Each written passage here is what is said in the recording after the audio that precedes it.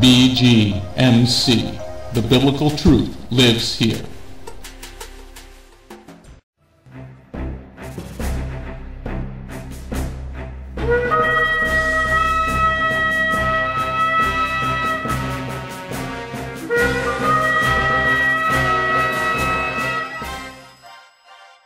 The ancient Hebrew scriptures foretold of the Anointed One, Yeshua HaMashiach.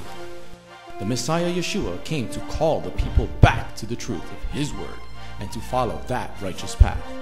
Yeshua then called Jewish men to be His disciples, and after His death and resurrection, those Jewish men told the world about the Jewish Messiah. Now, after 2,000 years, Beth Goyim Messianic congregation has that same calling of those Jewish men, telling all people, both Jew and Gentile, about the proper ancient path, teaching the Route 66 King's Highway from Genesis through to Revelation, and how you need and can get back to the proper roots of the faith and a closer walk with God. Now, let's hear the message.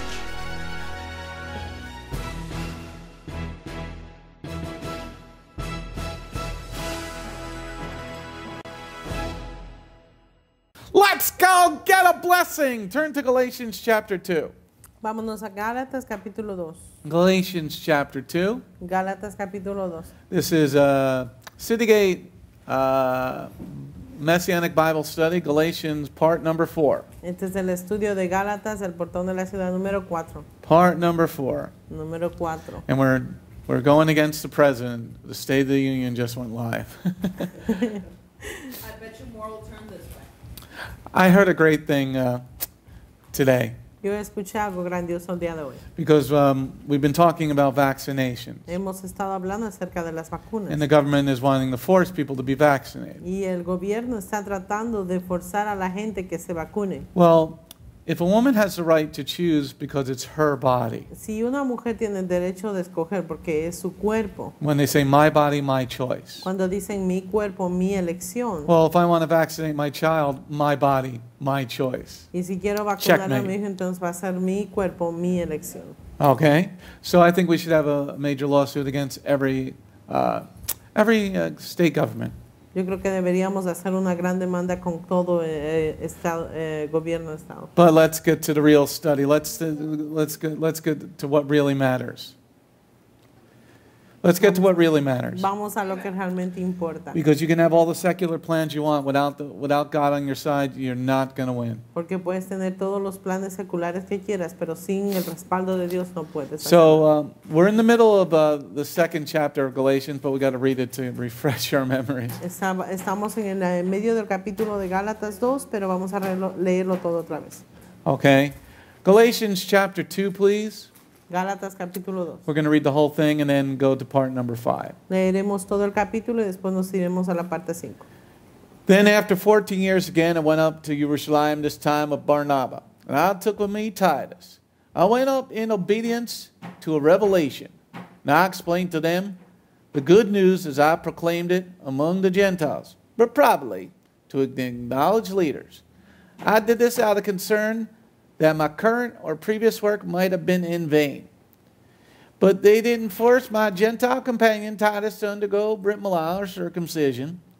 Indeed, the question came up only because some men pretended to be brothers had been sneaked in, like at the State of the Union, the illegal aliens that are there in the chambers. They came to me surreptitiously to spy out the freedom we have to cross the border. No. We have in Messiah Yeshua, so that they might enslave us in a staycation. Not even for a minute did we give to them, so that the truth of the good news might be preserved for you. Moreover, those who were the acknowledged leaders, what they were makes no difference to me. God does not judge by outward appearance. These leaders added nothing to me. On the contrary, they saw that I had been entrusted with the good news for the uncircumcised, just as Kepha had been for the circumcised.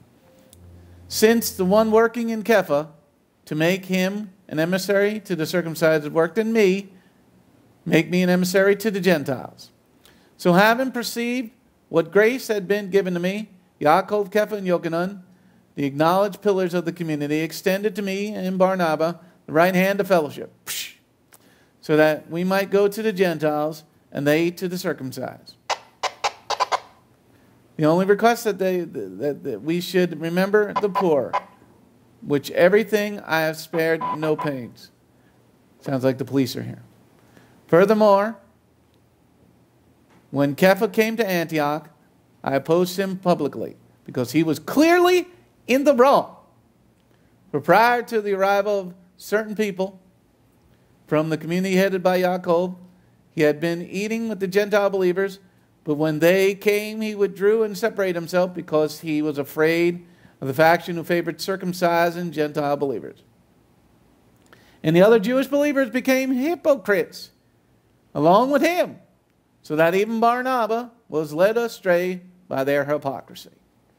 But when I saw that they were not walking a straight path, keeping in line with the truth of the good news, I said to Kepha, well, right in front of everyone, if you are a Jew, well, live like a Goy and not like a Jew. Why are you forcing the Goyim to live like Jews?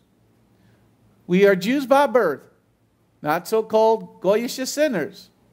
Even so, when we came to realize that a person is not declared righteous by God on the grounds of legalist observance of Torah commands, but through the Messiah Yeshua, trusting faithfulness, therefore, we too have put our trust in Messiah Yeshua and become faithful to him, in order that we might be declared righteous on the ground of the Messiah trusting faithfulness, and not on the ground of legalistic observance of Torah commands. For the ground of legalistic observance of Torah commands, no one will be declared righteous. But if in seeking to be declared righteous by God through our union with the Messiah, we ourselves are indeed found to be sinners, then this is the Messiah, an aider and abetter of sin. Heaven forbid! Indeed, if I build up again the legalistic bondage which I destroyed, I really do make myself a transgressor. For it was through the letting the Torah speak for itself that I died to traditional legalistic misinterpretation, so that I might live in direct relationship with God. Very key verse. When the Messiah was executed on the stake as a criminal, or a cross as a criminal, I was too, so that my proud ego no longer lives. But the Messiah lives in me, and in the life I now live in my body, I live by the same rusting faithfulness of the Son of God had, who loved me and gave himself up for me. I do not reject God's gracious gift, for if the way in which it attains righteousness is through legalism, the Messiah's death is pointless. Amen? All right, so we got a lot to go through tonight. Tenemos muchas cosas que revisar hoy. We're going to slide number 77. Vamos a la diapositiva 77. If you got the PowerPoint, you can download it if you haven't. Tenemos la presentación de PowerPoint y lo pueden bajar si desean. We're going to section number 5. Vámonos a la sección número 5. And we're going to now focus on verse 11 through 14. Nos enfocaremos en los versos 11 al 14. Okay. Furthermore, when Kepha came to Antioch, I opposed him publicly because he was clearly in the wrong. For prior to arrival of certain people from the community headed by Yaakov, he had been eating with the Gentiles, believers, but when they came, he withdrew and separated himself because he was afraid of the faction who favored circumcised and Gentile believers. And the other Jewish believers became hypocrites along with him, so that even Barnabas was led astray by their hypocrisy. But when I saw that they were not walking a straight path, keeping in line with the truth of the good news, I said to Kepha right in front of everybody, if you who are a Jew live like a Goy and not like a Jew, why are you forcing the Goyim to live like Jews? Next slide. Siguiente diapositiva. All right, so let's take this apart. Vamos a dividir todo esto. Okay? So, all right, let's take it line by line. Verse 11 and 12. Vamos a ver los versículos 11 y 12. Is first of all, everybody enjoying our study with the Galatians? ¿Están disfrutando el estudio de los Gálatas? I think it's been our most popular study online. Yo creo que Almost ha sido 100 people each week. El estudio más popular en la línea. They're getting their eyes on. Wait till we get to chapter 3. Oh my goodness. Okay, verse 11 and 12. Versículo 11 y 12. Furthermore, when Kepha came to Antioch, I opposed him publicly because he was clearly in the wrong. For prior to the arrival of certain people from the community headed by Yaakov, he had been eating with the Gentile believers. When they came, he withdrew and separated himself because he was afraid of the faction who favored circumcising Gentile believers. Okay, so the first part we look at it, verse 11, La primera parte que miraremos el versículo 11 is Shaul opposes the leader of the community publicly. es que Shaul se opuso al líder de la comunidad mesiánica públicamente. I guess he missed that whole part in the Old Testament, this guy Paul, this Shaul. Yo creo que esta parte de a Rab Shaul se le perdió la parte del Antiguo Testamento, Where David didn't hurt God's anointed. donde el rey David no lastimó al ungido de Dios. Okay, so one of the things you don't do, Una de las cosas que tú no haces. Jose, start the Skype call, please.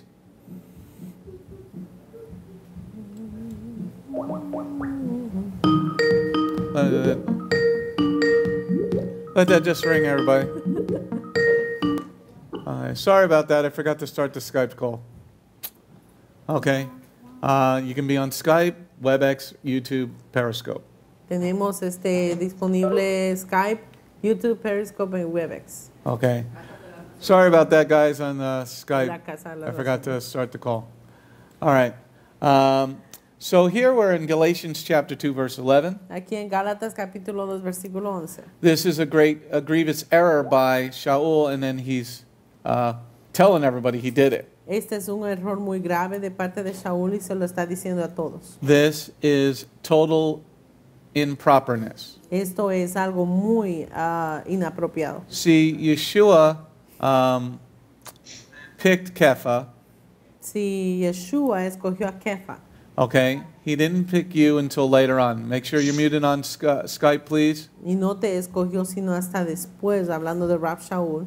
Okay, so he's once again boasting. Paul is boasting here in verse 11. Una vez más, Rab Shaul está sacando pecho acerca de esto. Okay, this is something that we don't do. Es algo que no hacemos. Because once again, Rav Shaul was not there when Yeshua taught on Matthew 18. Porque una vez Rab Shaul no estuvo ahí cuando enseñaron en Mateo 18. And what is Matthew 18? ¿Y qué es Mateo 18? It gives you the proper way to have disagreements. Te da la manera perfecta de cómo tratar con desacuerdos. Okay, so in the 15 days that he spent with the Talmudim, I guess I didn't teach him about that. Unos 15 días que pasó con los almadinos, creo que aprendió eso. Now, this is an attack by the enemy Este es un ataque del enemigo, because this is a baby Messianic congregation. porque esta es una congregación mesiánica bebé o que apenas Yeshua, went back up to heaven relatively recently. Yeshua HaMashiach subió al cielo relativamente, no hace mucho tiempo. So it's under 20 years, so I call that a baby congregation. Es menos de 20 años, por eso es que le llama una congregación joven. And this shows disrespect to the elders, Y le muestra falta de respeto a los ancianos. right? You don't disrespect, you don't go into your mother's house and disrespect your mother, right? Tú no vas a la casa de tu mamá y le faltas el respeto allí. You ever did that in a Latin person's home, you'd get the double chancleta. Has hecho eso en una casa latina y lo que hacen es te dan doble chancleta. Okay, you do that in Italian's home, you're going to get the shotgun. Y si vas a una casa italiana, lo que te van a hacer es disparar. You're going to be sleeping with the fishes. Vas a dormir con los pescaditos Okay, so de Hudson River. this is very interesting what he does here in verse 11, Esto es muy interesante lo que está pasando en el versículo 11, because he goes on later on to writing Timothy about leadership. Porque después se pone a escribirle a Timoteo acerca del liderazgo. I guess he grew from this point in his ministry. Yo creo que después de este punto él comenzó a crecer en lo que es el ministerio. Okay, now the other part, let's read verse 11 again. Leamos el versículo 11 otra vez. Furthermore, when Kepha came to Antioch, I opposed him publicly because he was clearly in the wrong. Okay, now who's the elder here? ¿Quién es el anciano aquí? Kepha is the elder, right? Kefa es el anciano. You know, Yeshua picked him. Yeshua lo escogió a él. Now, who laid hands on you, Paul, to make you leader? ¿Quién te puso las manos sobre ti, Rab Shaul, para hacerte líder? Okay, so at any rate, let's just say the leadership of Kepha laid hands on Paul. Let's say, for argument's sake, let's look at it that way. Por objetos de argumento o discusión, digamos que el liderazgo de Kefa fueron los que le impusieron las manos a Rab Shaul. Now, also what we see wrong, Torah-based in verse 11, Ahora estamos viendo en what? what we see wrong here in verse 11, which is Torah-based, Okay. Aquí vemos en el versículo 11, basados en Torah, lo que está mal. this is what we call in Hebrew Lashon Hara. Esto es lo que llamamos en el hebreo Lashon Hara. Because Shaul is saying that he publicly disgraced Kepha, Porque Shaul aquí le está diciendo en la carta que él humilló públicamente a Kefa. and Kepha is not there to defend himself. Y Kefa no estuvo allí para defenderse. So you're writing this to the Galatians, Les estás escribiendo esto a los Gálatas. and Kepha is not there for a rebuttal, to defend himself. Y Kefa no está ahí para contestar su defensa. So that would be what we call in Hebrew Lashon Hara. Entonces en el hebreo llamamos a esto Lashon Hara. Okay, let's go to the next slide. Siguiente diapositiva. Let's look at verse 11 and 12 again, please. Leamos otra vez los versículos 11 y 12. Furthermore, when Kepha came to Antioch, I opposed him publicly because he was clearly in the wrong. For prior to the arrival of certain people from the community headed by Yaakov, he had been eating with the Gentile believers. But when they came, he withdrew and separated himself because he was afraid of the faction who favored circumcising Gentile believers. So in verse 11, En el versículo 11. Shaul is saying that Kepha is clearly in the wrong. Aquí vemos que Rab Shaul está diciendo que Kefa está completamente equivocado. In 15 days, how much of Yeshua's teachings could you possibly understand? En 15 días, ¿cuánto de las enseñanzas de Yeshua puede uno posiblemente aprender? Can anybody remember their first 15 days of walking with Messiah? ¿Puede alguien recordar los primeros 15 días de caminar con el Mesías? How much could you absolutely absorb about his teachings? ¿Cuánto puedes absorber de esta enseñanza en 15 días? What? Wow. Those first 15 days. The first 15 days are like, huh? Okay, so now he's saying he's clearly in the wrong. Y ahora él está diciendo que él claramente está equivocado. Okay, we're not sure what we're talking about really at this point except for possibly circumcision. Y lo que no estamos seguros de que era lo que estaban hablando, pero posiblemente era de la circuncisión. Or is he talking about not eating with the Gentiles or not eating with the Gentiles? O está hablando acerca de comer o no comer con los gentiles. But we don't have the full other letter or the conversation that transpired. Pero no tenemos la otra o alguna otra carta que corresponda a esta conversación. You're saying Kepha is wrong, Shaul está diciendo aquí que Kefa está equivocado, but Kepha walked with Yeshua for 3 years. pero Kefa caminó con Yeshua por 3 años. Okay, so these are all things that you need to understand as we go further into the chapter. Todas estas cosas tenemos que entender a medida que seguimos avanzando en el capítulo. There's a conflict of personalities going on here very Hay un much. conflicto de personalidades claramente en este momento. Okay, it's one of the things that you should really notice in the beginning of this letter.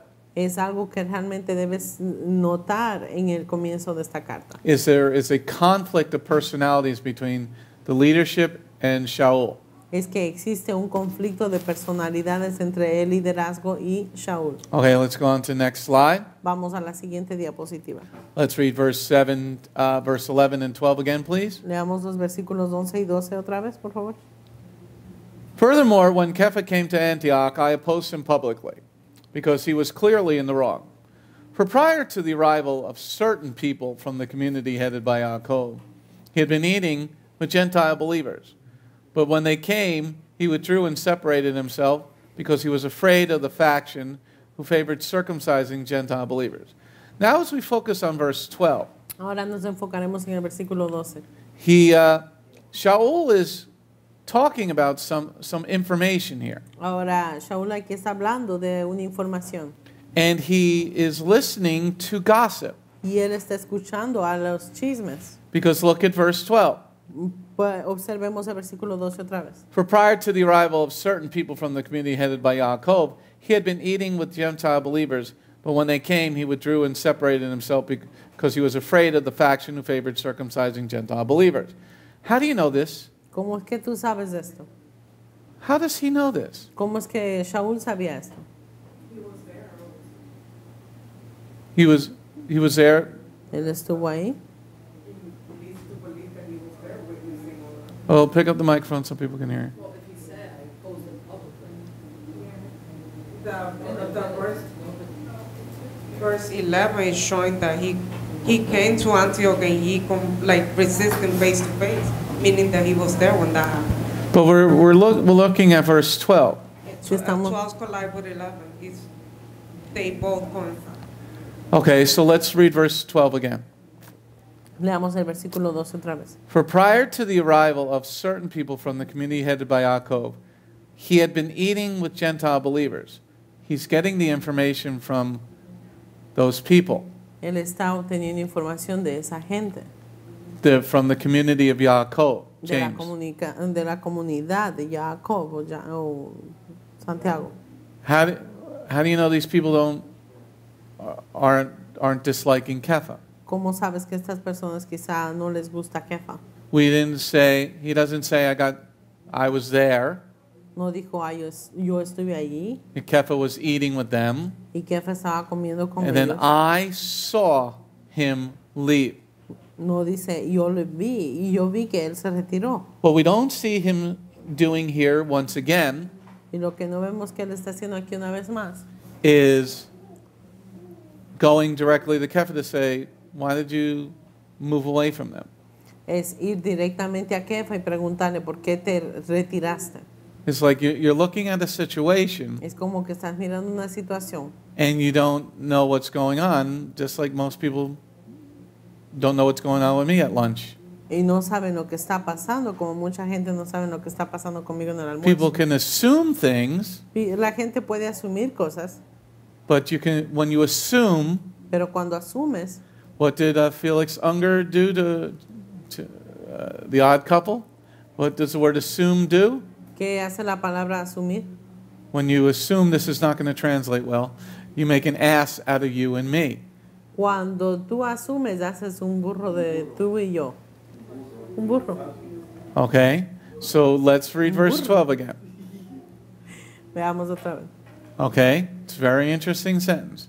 Es una oración interesante. For prior to the arrival of certain people from the community headed by Yaakov, he had been eating with the Gentile believers, but when they came, he withdrew and separated himself because he was afraid of the faction who favored circumcising Gentile believers. He was afraid. Él tenía miedo. How do you know this? ¿Cómo sabes eso? Did Kepha cry or something? ¿Se puso a llorar Kefa o algo?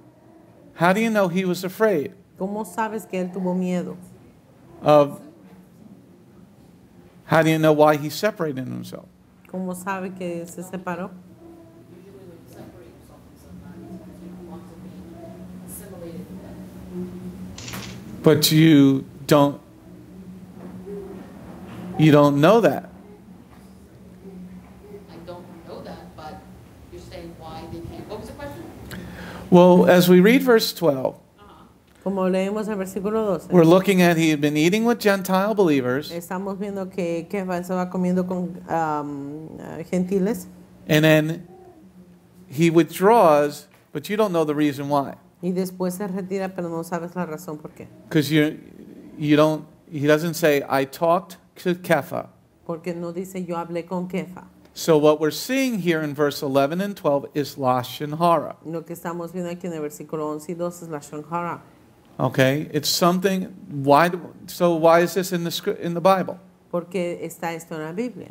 Because these letters are for leaders Porque estas cartas son para líderes and for believers you don't assume, y para creyentes que no debes asumir. because this contradicts what Yeshua said in Matthew 18. Porque esto contradice lo que dicen Yeshua dijo en Mateo 18. He's saying Kepha was afraid here in verse 12, Dice aquí que Kefa estuvo con miedo, but Kepha is a leader. pero Kefa es un líder. You didn't go to the leader and say, I saw you eating with those guys and looked like something happened. No te acercaste a donde el líder y le dijiste, te vi comiendo con estos hombres y después te retiraste. Okay, so all right, make sure you're muted online.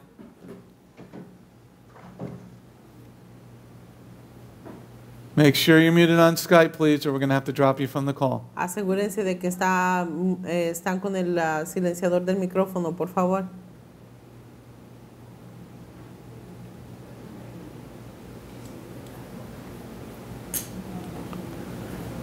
Okay, so I just want to, really point this out Yo quiero señalar esto before we go further. antes de seguir más adelante. Because let's read verse 12 again. Leamos el versículo 12 otra vez. For prior to the arrival of certain people from the community headed by Yaakov, he had been eating with Gentile believers, but when they came, he withdrew and separated himself because he was afraid of the faction who favored circumcising Gentile believers. So let's break down verse 12. Dividamos el versículo 12. For prior to the arrival of certain people from the community headed by Yaakov, he had been eating with Gentile believers. Okay, so he's getting this information from somebody else. Él está obteniendo esta información de alguien más. We don't know who that somebody else is. No sabemos quiénes son estas personas. We don't know if this information is reliable. No sabemos si esta información es creíble. And I can tell you that as a leader. Y te puedo yo decir eso como líder. Because it is very difficult Porque es muy difícil when people from the congregation come to you cuando la gente de la congregación vienen a ti and they're telling you a story which you think is believable, y te están diciendo una historia que tú piensas que es creíble, but they're leaving out certain parts of the story that they don't want you to know. pero están dejando algunas partes de la historia que tú no quieres que sepan. Do I have an amen for that? Amén. Okay, so Shaul shouldn't have been all up in this mess. He should not have partaken without proper diligence. Shaul no debió de haber tomado parte en este problema sin haber sabido lo que pasó. And this also is in Torah. Y eso también está en Torah. In the Torah it says leaders should investigate things thoroughly. Y en la Torah dice que los líderes deben investigar alguna situación minuciosamente. Let's go on to the next slide. Siguiente diapositiva. Okay. Lisbeth. I know that you were saying that those, like... Speak up, please. I know you were saying that somebody might have told Shaul about, what he was not what he was witnessing, but, the whole eating with Gentile things, but for some reason I cannot believe that 100% because of verse 14. Because he says, but when I saw that they were not walking a straight path, meaning like he watched them, he was there. No, you're missing verse 12 then. Mm-hmm. But I'm not, because I'm looking at it all as one passage altogether, like as in a connection. I'm not looking at it as like, oh, they're separate. I'm looking at it sort of like a story, And for me, I see that it's clear that it just all comes together, that he was there and the minute that he saw it, because he says, but when I saw when they were not walking the straight path, keeping in line, I said to Kepha right in front of everyone.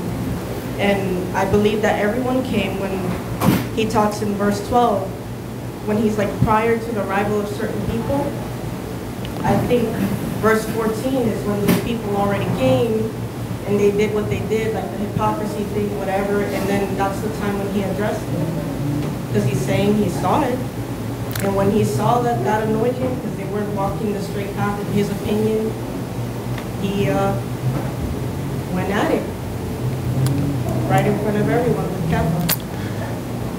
You're reading it inaccurately. Lo estás leyendo de una manera inapropiada. So let's do language arts. Hagamos una lección de gramática. Okay, so let's start with 12 to 14. Comencemos con versos 12 al 14. Or let's start with 11. We'll go to 11 to 14. O leamos los versículos 11 al 14. Furthermore, when Kepha came to Antioch, I opposed him publicly because he was clearly in the wrong. For prior to the arrival of certain people from the community headed by Yaakov, he had been eating with Gentile believers. But when they came, he withdrew and separated himself because he was afraid of the faction favoring circumcising Gentile believers. And the other Jewish believers became hypocrites along with him, so that even Barnabas was led astray by their hypocrisy. But when I saw that they were not walking a straight path, keeping in line with the truth of the good news, I said to Kepha right in front of everyone, if you are a Jew, live like a Goy, and not like a Jew. Why are you forcing the Goyim to live like Jews? Okay, so the two subject matters between verse 12 and 14 are different in nature. Los dos temas de los versículos 12 y 14 son diferentes en naturaleza. Okay, so now we go back to verse 12. Vamos al versículo 12. For prior to the arrival of certain people from the community headed by Yaakov, he had been eating with Gentile believers. But when they came, he withdrew and separated himself because he was afraid of the faction who favored circumcising Gentile believers. Okay, so let's take a look at the grammar of verse 12. Veamos a la gramática del versículo 12. Okay, so we're going to do a little bit of language arts here. Vamos a revisar un poquito de gramática aquí. We're going to look for subjects, we're going to look for pronouns, adjectives, and verbs. Okay? Vamos a buscar por sujetos, predicados, adjetivos, verbos, adverbios, I think. Uh-huh. Yeah. Okay. So in the first part of the sentence, En la primera parte de la oración, let's read up until the word believers. leamos hasta la parte creyentes. For donde prior está. to the arrival of certain people from the community headed by Yaakov, he had been eating with Gentile believers. Okay? So the subject is what? ¿Cuál es el sujeto? Okay? What is the subject? ¿Cuál es el sujeto? No, I'm not in verse 11 because that is a different... But that's the subject of the whole passage, because he's saying that when Kepha came to Antioch, he opposed him publicly. So that's like the subject, and now the whole passage is going to be talking about that incident. So it doesn't work that it's verse 12, because then that would he's just stating verse 11 for nothing. It is the subject, it's the beginning of this whole passage. It's what's letting you enter. It's like that gateway onto what's going to be. All right, so let's take your verse 11. Que veamos el versículo 11. Is this proper Torah observance? Esta es observación de Torah apropiada. It is improper. Es una manera inapropiada. You're telling your father in public that he's wrong. Tú estás diciéndole a tu padre en público que él está equivocado. So everything thereafter is you're wrong. Entonces, después de todo eso, todo lo que estás haciendo está mal. Because Torah says in Exodus Porque la Torah dice en Éxodo that Jehovah said to Moshe, que Jehová le dijo a Moisés, raise up leaders of tens, fifties, hundreds, thousands. levanta líderes que sean jefes de 10, cientos, miles. Men that are incorruptible. Hombres que sean incorruptibles. And then Jehovah says to Moshe, teach them how to live. Y después le dice Jehová a Moisés o a Moshe que les enseñe cómo vivir. He sets up the elders in the community. Él pone a los ancianos en la comunidad. So right there, Kepha is Shaul's elder. En este momento, ahí, Kefa es el anciano o mucho más mayor que Shaul. Yeshua walked with Kepha Yeshua. in the flesh for a couple of years. Yeshua caminó con Kefa en la carne por varios años. Shaul never met Yeshua, he just heard him. Shaul o Pablo no conoció a Yeshua, solamente lo escuchó. Now probably Shaul is better schooled in Torah than Kepha. Probablemente Shaul es mejor educado en lo que es la Torah que Kefa. Because Shaul was in line to be the Kohen HaGadol. Porque Shaul estaba en línea para ser Kohen HaGadol. But that's here nor there. Pero eso es ahí. He should have known by Torah that to disrespect leadership in front of everybody is 100% wrong. Él debía de haber sabido que el faltarle el respeto al liderazgo delante de la gente es algo que está 100% equivocado. Okay, so we then take that he's publicly disgracing leadership. Ahora veamos que Shaul está públicamente humillando al liderazgo. Then he goes in verse 12, prior to the arrival of certain people. Ahora vamos a ver en el versículo 12, dice, antes de la llegada de ciertas personas. Kepha had been eating with the Gentile believers. Kefa ha estado comiendo con los creyentes gentiles. Okay, so if he's eating with them or not eating with them, really there should be no matter at all. Si ha estado comiendo con ellos o no, no es asunto de importancia. Because really once you get to chapter 3, porque realmente cuando llegas al capítulo 3, you realize what the whole problem is between the two men. Tú realmente te vas a dar cuenta cuál es el problema entre estos dos hombres. It's all over circumcision. Y todo se trata de la circuncisión. And about being the seed of Abraham. Y acerca de ser la semilla de Abraham. And being part of the blessing. Once you get to chapter 3. Y ser parte de la bendición cuando llegues al capítulo 3. But what we're looking at in verse 11 through 14 is procedure. Pero lo que estamos viendo aquí del versículo 11 al 14, estamos viendo un procedimiento. Okay. So he's wrong in verse 11. Está equivocado en el versículo 11. Shaul is wrong. Shaul está equivocado. Because you're not leadership. Porque tú no eres de liderazgo. You are subordinate to the one that Yeshua put in charge. Eres un subordinado para el que Yeshua puso a cargo. And we know that because Yeshua said, "Do you love me, Kepha?" Y sabemos eso porque Yeshua le preguntó a Kefa si lo amaba. Do you love me, Kepha? ¿Me amas, Kefa? Do you love me, Kepha? You know everything, Lord. Y tú me amas, Kefa, tú sabes todo, Señor. Okay, so Yeshua puts him in charge, so I think it's good enough for Yeshua, the Son of God. I think it's good enough for me. Yeshua lo puso a cargo, así que me parece que es suficiente para mí que el Hijo de Dios lo haya puesto a él a cargo. And even though you can be anointed like David was to be king, your job is not to tear down the leadership. Y aunque haya sido ungido como al rey David fue ungido, el trabajo de no era destruir al que fue ungido de Dios antes de él. Then he goes on to say in verse 12, y después prosigue en hablar en el versículo 12. a leader he's not eating with El líder con el que no está comiendo is withdrawing. se está retirando. You have no idea what Kepha's doing Tú no sabes qué es lo que Kefa está haciendo, unless you come up and ask him yourself. a no ser que vengas y le preguntes a él. And I go through that here at the congregation. Y yo paso eso aquí en la congregación. I've been doing this for 20 years. Yo he estado haciendo esto por 20 años. Since 1998 I've been doing this. Desde 1998 he estado And haciendo people esto. would assume things about me. Y la gente asumiría cosas acerca de mí. Like, you must be angry. Oh, debes estar enojado. Like when I used to be in leadership at the other place. Cuando estábamos en liderazgo en el otro lugar. And I would go to Erev Shabbat service. Íbamos a los servicios de Erev Shabbat. And my wife would always make me late. En Robinson Kelly siempre llega por casa de Robinson Kelly llegábamos tarde. So I would walk in the door and go to the sound booth to get ready for the service. Entonces cuando llegaban a la congregación, pues el rabino se iba directamente a la parte al lugar del sonido para preparar las And cosas. people would assume I was angry Y la gente asumiría que yo estaba enojado because the way I walked. por la manera en que caminaba.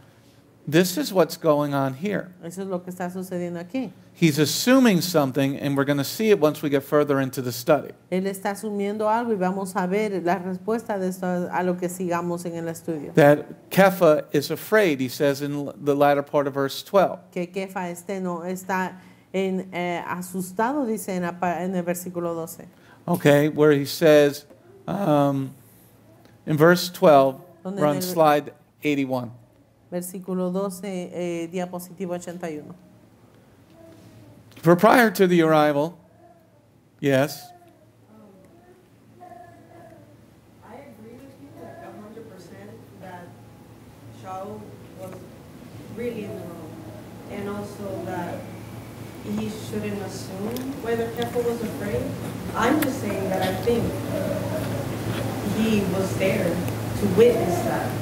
That's my whole point. okay, so let's assume that he was there. Asumamos que él estuvo ahí. How does he know he's afraid? ¿Cómo sabe él que tiene miedo? That's what I'm keying on. A eso es de lo que quiero llegar. He's assuming.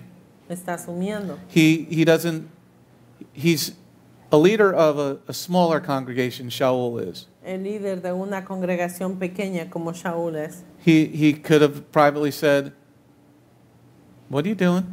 Él privadamente pudo haber hablado con Kefa y decirle qué estás haciendo. I mean, a simple, but in the letter here, he's assuming that Kefa is afraid. He doesn't know this for a fact.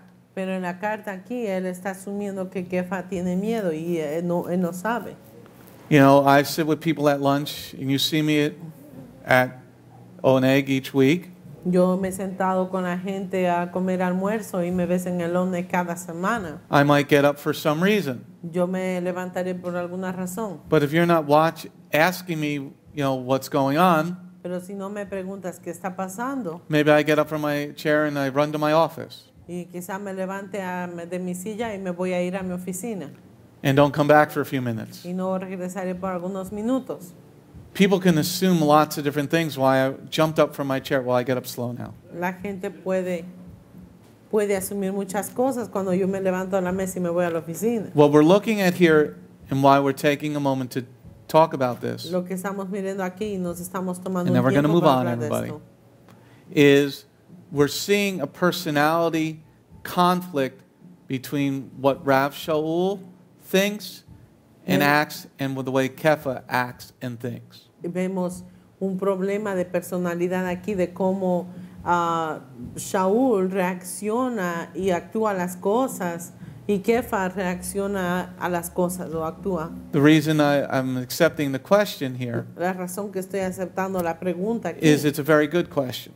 es porque es una buena pregunta. Because the rest of the letter, all the rest of the chapters, Porque el resto de los capítulos de esta carta you need this understanding of the two men necesitas el entender esta situación con estos dos hombres. to understand why Shaul is writing what he's writing. ¿Por qué Rav Shaul? Para entender por qué Rav Shaul está escribiendo lo que escribió. Because there is something in Judaism that most people don't understand when they're reading Galatians. Porque hay algo en el judaísmo que mucha gente no entiende cuando están leyendo Gálatas. Jews do not want to associate with the Gentiles. Los judíos no quieren asociarse con los gentiles. They don't want them to become part of the congregation. No quieren que sean parte de la congregación. For many years at the MJAA, which is one of the Messianic organizations, they didn't want Gentiles there at all.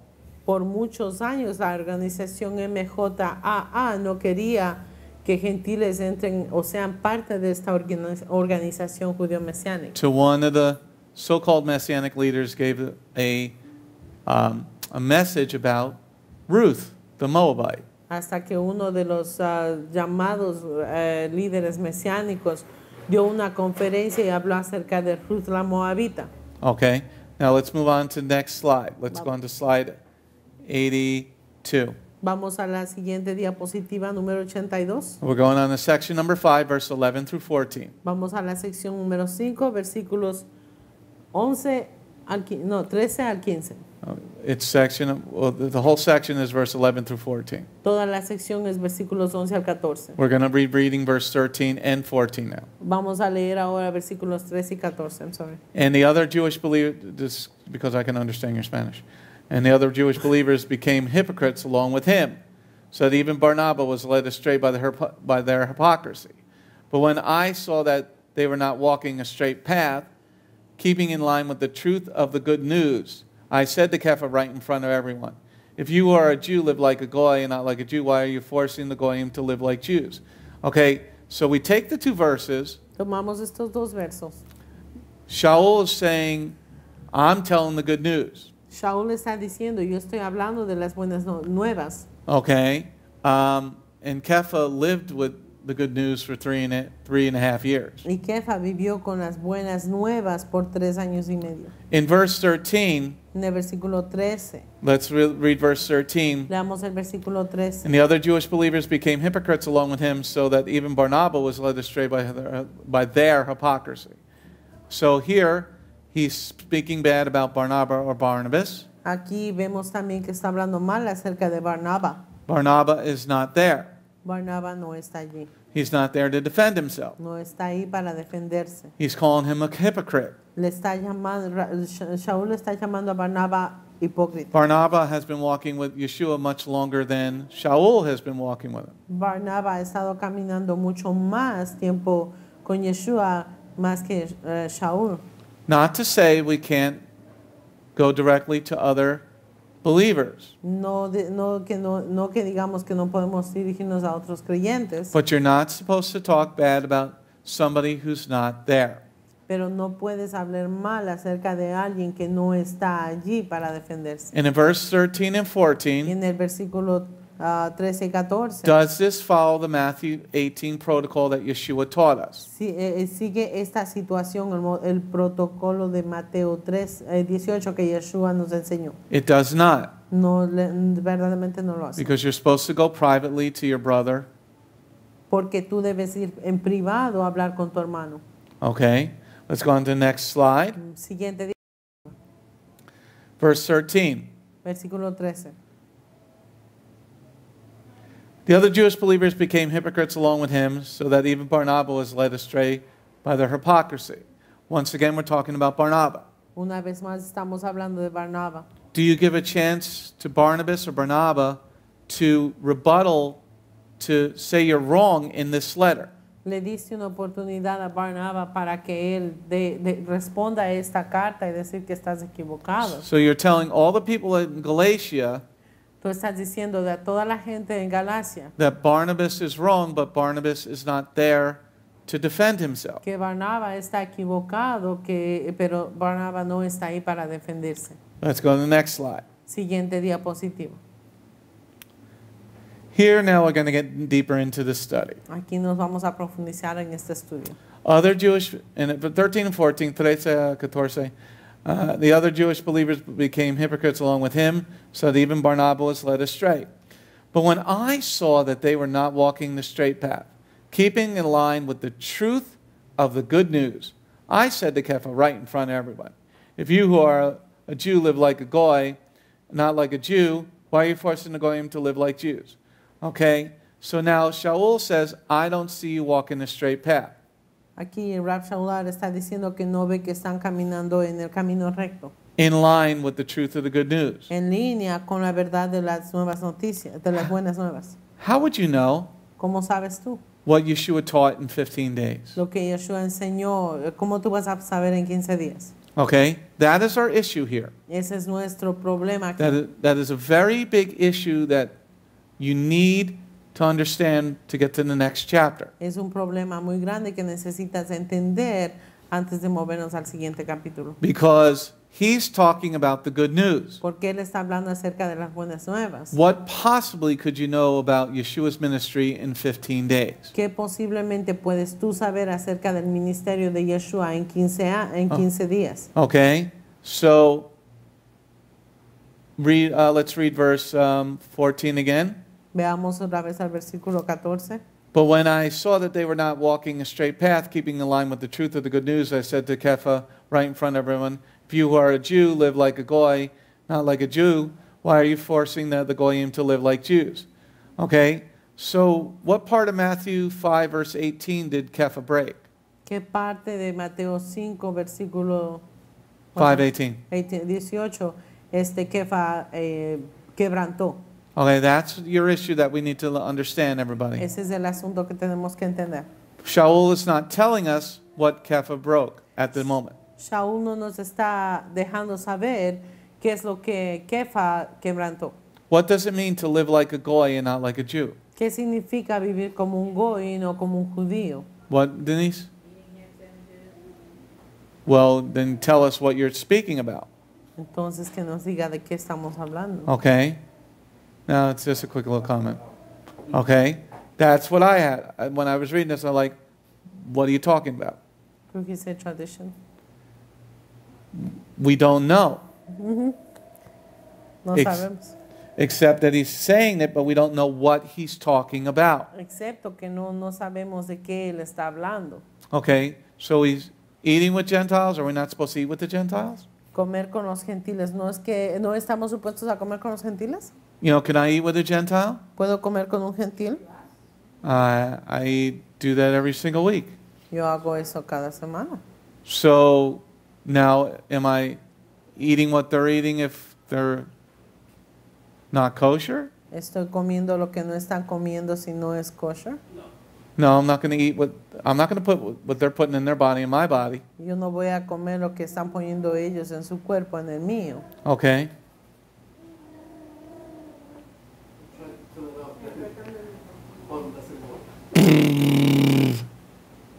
Okay. Elizabeth. Rabbi, I have a question for you. Yeshua came to die. He called both Jew and Gentiles. That's something you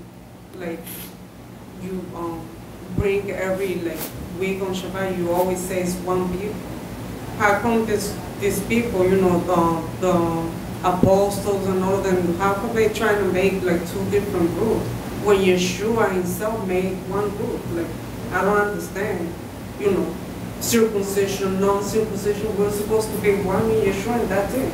I thought it was clear to them. They hang out with Yeshua for three and a half years, and they still don't get that.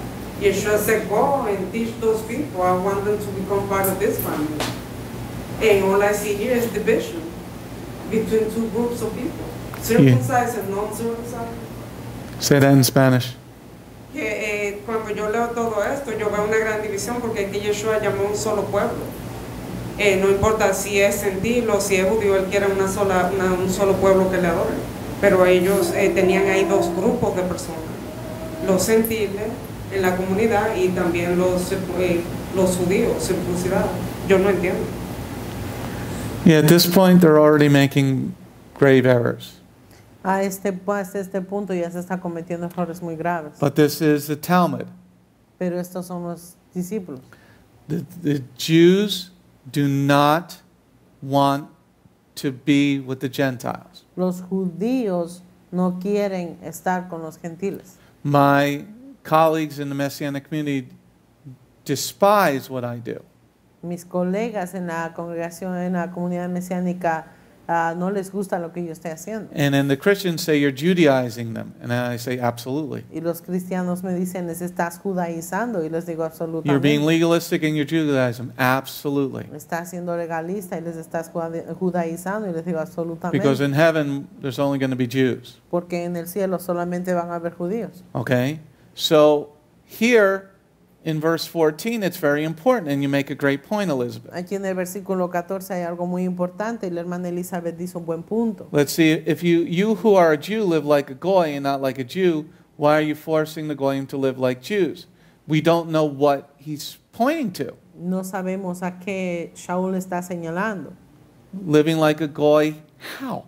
Vivir como un judío, como un goy, ¿cómo? Okay, so let's move on. Vamos adelante. Okay, verse 14 again. Versículo 14 otra vez. But when I saw that they were not walking a straight path, keeping in line with the truth of the good news, I said to Kepha in front of everyone, if you who are a Jew live like a Goy and not like a Jew, why are you forcing the Goyim to live like Jews? Okay? Very important point here. Es un punto muy importante aquí. Should we force the Gentiles to live like Jews? ¿Deberíamos forzar a los gentiles a vivir como judíos? The answer is yes. La respuesta es sí. And I want you to hold your place. I'm going to prove that point. Y quiero que mantengas tu lugar porque quiero probar ese punto. Let's turn to Bamidbar, Numbers 15, verse 29. Vámonos a Números 15, versículo 29. Okay, so let's see how wrong Shaul is. Veamos qué equivocado está Rab Shaul. Numbers 15, verse 29. Números 15, versículo 29. No? Numbers 15, verse 29. Números 15, versículo 29. Should we force the Goyim to live like Jews? Deberíamos forzar a los goim a vivir como los judíos. Numbers 15, verse 29. Números 15, versículo 29. Hold your place in Galatians 2. Vamos a mantener el lugar en Gálatas capítulo 2. No matter where he is, no matter whether he is a citizen of Israel or a foreigner, a goyim, living with them, you are to have one law for whoever it is that does something wrong by mistake. What does God say? ¿Qué es lo que Dios está diciendo aquí? He says we're to have one law Debemos tener una sola ley for the Jew and the Gentile. para el judío y el gentil. So who is wrong here, Paul or Peter? ¿Quién está aquí equivocado? ¿Pablo o Kefa o Pedro? Paul is in Pablo. the wrong. Está equivocado. Because he said, why are you forcing the Goyim to live like Jews? Because God said so. Porque Shaul dice aquí que porque estás obligando a los goim a vivir como judíos, pero es lo que Dios manda. And we're not going to turn to it, but I'm going to give you other references so No. that it's not just one part. Y no vamos a ir a esta referencia, pero les voy a decir otra referencia. In Numbers 15, verse 15. En Números 15, versículo 15. Numbers 9, verse 14. Bamidbar 9, 14. Números 9, versículo 14. Vayikra, Leviticus 16, verse 20, 29. Leviticus 16, verse 29. Levítico 16, versículo 29. And Leviticus 17, Vayikra 17, 15. Levíticos 17, versículo 15. And then Paul finally gets it in Romans chapter 11. Y finalmente Pablo lo entiende en Romanos 11. Because he says you're grafted into the Hebrew olive tree. Porque ahí es donde habla de que somos injertados en el árbol de oliva judío. So this is information that you need moving further into the book of Galatians. Esta es una información que necesitas comprender así como seguimos acercándonos. You good with that one, Elizabeth? Yeah, actually, I want to understand a little bit more why would Jews back then didn't want to. They're still to the same way today. No, but they part of the community. Take the microphone. These Gentiles that they refer, they part of the Keilah, they part of the community. Like, why not hanging out with them? One of the things that is the most difficult thing to do, Una de las cosas que es lo más difícil que se podría hacer. and why many Messianic rabbis don't have congregations like Beth Goyim. Y porque muchos rabinos mesiánicos no tienen congregaciones como Beth Goyim. You see how I let anybody come in? Tú ves cómo dejo a cualquier persona venir. At a place called Beth Zion in South Jersey, En un lugar llamado Beth Zion en South Jersey. you can't just walk in. You must fill out an application first before coming to worship. Right, Veronica? I'm not lying. I have a witness. They asked her. Yes. No puedes entrar solamente a adorar, sino que tienes que llenar una aplicación para visitarlos. No, that's the Orthodox. That's my job. Mi trabajo, Yeshua, my Messiah, my King, said, Yeshua, mi Mesías, mi Rey, dice, therefore go make Talmudim of all the Goyim. ve y haz talmadín de todos los goim. I'm not going to tell you you're correct. No te voy a decir a ti que estás correcta. I'm going to show you scripture where the Gentile is wrong in their belief pattern. Te voy a mostrar cómo un gentil está equivocado en su creencia, en el patrón de creencia. I will argue with you and discuss very vigorously the scriptures with you. Voy a argumentar contigo y a discutir vigorosamente, pero con escrituras contigo. Most Messianic rabbis do not do what Beth Goyim does, stay all day. La mayoría de los rabinos mesiánicos no pasan todo el día en Shabbat como hacemos aquí. They don't teach the midrash like the afternoon class like I do, right, Rav Will? No enseñan el midrash en la tarde como hacemos aquí. His rabbi there at the old place, the little gay guy, didn't teach in the afternoon. El rabino gay que tenía Rabbi Will en el lugar que él asistía no enseñaba el midrash. Go ahead, Rav Will. I said amen to that. He handed it off to me. I had to teach it. Rav Will was teaching. Rabbi Will era el que enseñaba, no el rabino homosexual. The reason is, Yeah, he's gay. the reason is this. La razón es esta. They don't want to get in arguments. No quieren entrar en discusiones. They're all about feeling good. Se trata todo de sentirse bien. I'm about getting you better prepared for your trial in heaven. Yo estoy tratando de prepararte mejor para que entres en tu juicio en el If cielo. you want to leave, go. Si quieres irte, ve. You know, we've seen people recently come, last a service or two, and leave.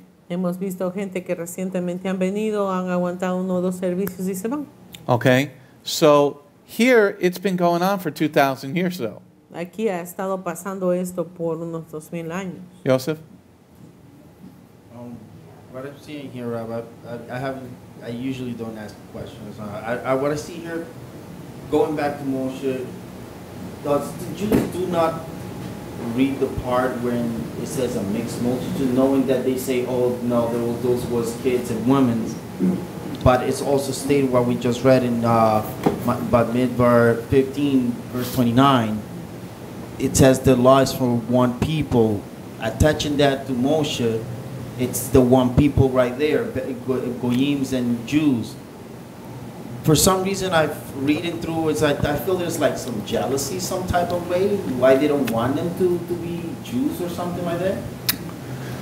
What we're going to get into when we get into chapter 3, Lo que vamos a ver en el capítulo 3, you're going to see they don't want the blessings to go out to them. es que no quieren que las bendiciones salgan hacia ellos. That's what I attach to the same part of jealousy. That's being jealous, like not jealous, selfish over it, because they don't want it. That's why I'm saying this part, because I see it's like, okay, but it says literally there in many places in the Torah that you should give them the law, no matter what, and they try to change the situation by saying, no, we have to speak the law and teach the law only to those that are Jews, truly Jews, born Jews, and have descendants going back to Abraham and all that stuff. It's like, but why? It's like, why do you change it? And still today, they kept the same laws. It's Talmudic. Es talmúdico. Okay? The key is, La clave es, first of all, you need Yeshua to help you. primero que nada necesitas a Yeshua que te ayude. You need a good understanding of the Brit Hadashah, the New Testament, Necesitas un buen entendimiento del Brit Hadashah, el Nuevo Testamento. but specifically the Gospels. Específicamente los evangelios. You need to be able to focus on Yeshua because Galatians messes you up. Necesitas entender acerca de los evangelios porque los Gálatas severamente te enreda, te confunde. It is very confusing. Es muy confuso. Unless you read it very slow, A no ser que lo leas muy lento, building block after building block, bloque tras bloque o ladrillo tras ladrillo. because in chapter 3 we get really into the deeper meaning behind the letter. Porque en el capítulo 3 nos vamos a adentrar en un entendimiento mucho más profundo. But you see the attitude between the two men. Pero ves la actitud aquí entre los dos You're hombres. forcing the Goyim to live like Jews. Le estás forzando a los goim a vivir como Well, judíos. Avinu, our father, said, if you do the laws of the Father, Nuestro Padre vino y dijo que debes hacer las leyes del Padre. In Deuteronomy 28, you'll be blessed. En Deuteronomio 28 dice que serás bendecido. So why wouldn't you want to teach the Goyes how to be blessed? ¿Por qué no quieres enseñar a los judíos a los goim a ser bendecidos? Okay, that's from downstairs. Mhm. Okay, Rob, yes, sir, ma'am. sir, I don't know about you. No, and I just wanted to add a little, my 2 shekels there. There are a few communities of, let's go to the Orthodox Jews, that some of them are willing to let goys enter into the community, but I think what they want is you leave your nature in the outside, and you have to come and become a Jew. Now the situation between, and there are some people that have gone and into Judaism, and they are there, and they're not Jews, blood Jews. But in the Messianic community, what we have seen is that, for example, here in Beth Goim, that's why a lot of people criticize it, because here we tried, or you try to make the law, stay and stand, no matter who comes, no matter who is. But if we, let's say, use, the example from the congregation in Wayne, we see how the traditions from the pagan traditions have been welcomed into there in order to supposedly bring more people into God. So I think a lot of people, and in a way I sort of understand the Jews, that they are trying to block any goy to come, because in a way they don't want anything to be changed. But then we see also that there is changes that they do, the Reformed Jews and all that. But I'm talking just a little fraction of some that are trying to, they welcome those that want to follow Judaism, but they say, leave everything, you forget about everything you were before, and now you have to study to become a Jew. And here, when people comes here, and you're right, when people come here, you tell them, first worry about Shabbat and the holidays, and then the next year you're going to be learning, but you have to change your nature and not just come and do your goy stuff here and just want to change everything around because you want to be like that. Yeah, it even amongst us, you have the Sanchez family, 13 years. Incluso aquí entre nosotros tenemos la familia Sánchez. The Gentiles don't have to do this. Los gentiles no tienen que hacer esto. All right, let's move on to section number 6, verse 15 to 19. Vamos a la sección número 6, versículos 15 al 19. Okay. We are the Jews by birth, not so-called Goyish sinners.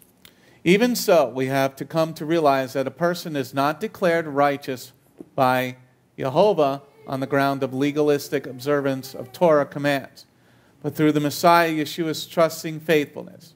Therefore, we too have put our trust in Messiah Yeshua and become faithful to him, in order that we might be declared righteous on the grounds of the Messiah's trusting faithfulness, not on the ground of our legalistic observance of Torah commands, for on the ground of legalistic observance of Torah commands, no one will be declared righteous. Let's go on the next slide. Verse 17 to 19. Versículos 17 al 19. But if in seeking to be declared righteous by God through our union with Messiah, we ourselves are indeed found to be sinners, then is the Messiah an aider and abetter of sin? Heaven forbid. Indeed, if I build up again the legalistic bondage which I destroyed, I really do make myself a transgressor. For it is through letting the Torah speak for itself that I died to traditional legalistic misinterpretation, so that I might live in direct relationship to God. Let's go on to the next slide. Vamos a la siguiente diapositiva. Let's start with verse 17. Versículo 17. But if in seeking to be declared righteous by God through our union with the Messiah, we ourselves are indeed found to be sinners, then is the Messiah an aider or abettor of sin? Heaven forbid. Okay? Now, key word here, La parte clave aquí, we declared righteous by God. somos declarados justos por Dios. Okay? O So justificados por Dios. that God is Jehovah, that's the Father. Ese Dios es Jehová, el Padre. Because then we go on to talk about Messiah. Porque después vemos que va a hablar acerca del Mesías. Okay, now we must look at the word union. Ahora debemos ver la palabra unión. Okay, union is sometimes translated as the word justified in some translations. En algunas versiones se traduce como justificados. It is G1344. Es el código G1344. It means to render righteous. Para hacer justicia. Number 2, to show, exhibit, Para to show or mostrar, exhibit. para mostrar o exhibir. 1, to be righteous, Uno, para ser justo. such as he is and wishes to himself to be considered. Como el que es y desea ser considerado. So if you're in union with the Messiah, Entonces, si estás en unión con el Mesías, how is one in union with Yeshua? ¿cómo es que uno está en unión con Yeshua? You obey the command. Tú obedeces los mandamientos. Because if you're not obeying the commands, Porque si no obedeces los mandamientos, do you think Harry Potter is going to be in union with Yeshua? ¿tú crees que Harry Potter va a estar en unión con Yeshua? Okay, why? Because he's a witch. ¿Por qué? Porque él es una bruja, un brujo, Okay? un mago. It's a very simple thing for us to understand. Es algo muy simple al entender. How are you going to be rendered righteous? ¿Cómo es que a ti se te va a dar la justicia o justificar? Okay? So this is the main verse of verse 17. Este es el versículo principal del verso 17. Okay? La palabra principal. How are you going to be considered ¿Cómo es que a ti se te va a considerar righteous justo if you're keeping Sunday worship, which is not commanded by Jehovah? si estás haciendo adoración el domingo? How are you going to be in union with Messiah since he's the Lord of the Sabbath? ¿Cómo vas a estar en unión con el Mesías si es que Él es el Señor del sábado? How are you going to be in union with Messiah if you're eating pork products? ¿Cómo vas a estar en unión con el Mesías si estás comiendo productos de porcinos o de puerco? Okay, so let's go to the next slide. Let's look at verse 15 and 16. Siguiente diapositiva, versículos 15 y 16. We are Jews by birth, not so-called Goyish sinners. Even so, we have come to realize that a person is not declared righteous by Jehovah on the grounds of his legalistic observance of Torah commands, but through the Messiah Yeshua, trusting faithfulness. Therefore, we too have put our trust in Messiah Yeshua and become faithful to him, in order that we might be declared righteous on the ground of the Messiah's trusting faithfulness, not on the ground of our legalistic observance of Torah commands, for on the ground of legalistic observance of Torah commands, no one will be declared righteous. Okay? So in verse 16, En el versículo 16, a person is not declared righteous by God. una persona no es declarada justa por Dios. Okay? This is a very different read than the NASB. Esta es una diferente lectura de lo que se ve en la NASB. But still the word righteous Pero is the same. la palabra justo es o justificado es el mismo. How can one be declared righteous if you're not keeping the commandments? ¿Cómo uno puede ser declarado justo si no guarda u observa los mandamientos? Okay? This is one of the things we must understand. Esta es una de las cosas que debemos comprender. Let's read verse 16. Veamos el versículo 16. Even so, we have come to realize that a person is not declared righteous by Jehovah, the Father, on the grounds of his legalistic observance of Torah commands, but through the Messiah Yeshua's trusting faithfulness. Therefore, we too have put our trust in Messiah Yeshua and become faithful to him, in order that we might be declared righteous on the ground of Messiah's trusting faithfulness, and not on the ground of our legalistic observance of Torah commands, from the ground of legalistic observance of Torah commands, no one will be considered, no one will be declared righteous. Amen? Amen. So we look at the beginning. Miramos al principio. You're not going to be declared righteous No vas a ser declarado justo on the grounds of legalistic observance of Torah commands. en observación legalista de la Torah. Okay, the CJB is reading drastically different than the NASB. It's La Biblia completa judía tiene una traducción diferente a la NASB. okay, so what would be legalistic observance of Torah ¿Cuál commands? sería la observación legalística de la Torah? Tradition. La tradición. The 500 Shabbat laws that were added to the Talmud. Las 500 leyes de Shabbat que se adhirieron en el Talmud. Okay, so we start there. Comenzamos allí. Now go to the next slide. Vamos a la siguiente diapositiva. We need to understand what the word justified is. Necesitamos entender que esa palabra justificado. Okay? Justified is G4102. Pistis is a Greek word. Para la palabra justificado es G4102. Okay? It means conviction of the truth of anything. Creencia de la verdad de cualquier cosa, de alguna cosa. Conviction or belief. Creencia o convicción. Respecting man's relationship to God and divine things. Respetando la relación del hombre entre Dios y las cosas divinas. Okay? So you're not declared righteous or justified No eres declarado justo o justificado unless you have a relationship with the Father. a no ser que tengas una relación con el Padre.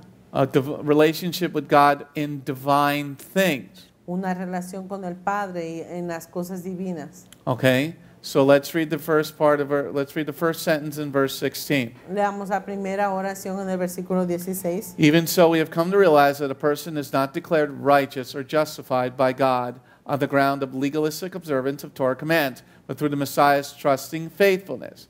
Okay? So you're not justified. Entonces no eres justificado. Okay? You're not declared righteous by God No eres declarado justificado por Dios. unless you have a relationship with the Father.